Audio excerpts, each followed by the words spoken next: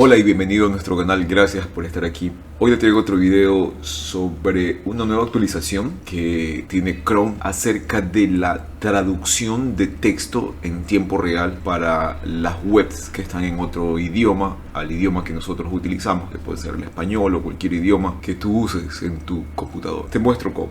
Anteriormente tenía un video que te explicaba cómo utilizar el plugin de Google Translator, ¿sí? El cual tenía una opción para traducir la página, pero si tratas de traducir una página utilizando esa opción, te aparecerá un mensaje indicando de que la extensión ya no está disponible y que Chrome acepta la traducción de forma nativa. ¿Qué significa esto? Que lo único que necesitas hacer es un clic con el botón derecho sobre cualquier parte de la página que está en inglés y tienes ahora una opción que dice traducir al español. Haces un clic, automáticamente toda la página se va a convertir en español. Te aparecerá un icono acá arriba y aquí tienes opciones para elegir otro idioma diferente al español si quisieras traducirlo a otro idioma, o traducir siempre del inglés. Eso quiere decir que cuando encuentres o entres una página que esté en inglés, automáticamente se va a colocar en español, o no traducir nunca, o algún otro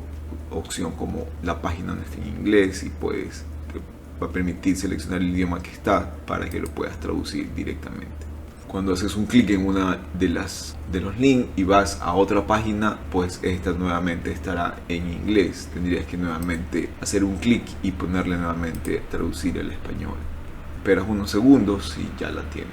Así que si tienes problemas con el idioma, pues si quieres simplemente leer el contenido más rápido, pues ya tienes una opción de traducción directamente del navegador de Chrome. ¿Ok? Así que eso era lo que te quería contar en este video muy rápidamente. Espero que la información te parezca útil y la puedas utilizar.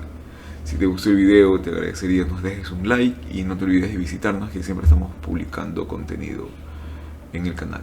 Gracias y nos vemos en el siguiente video. Chao, chao.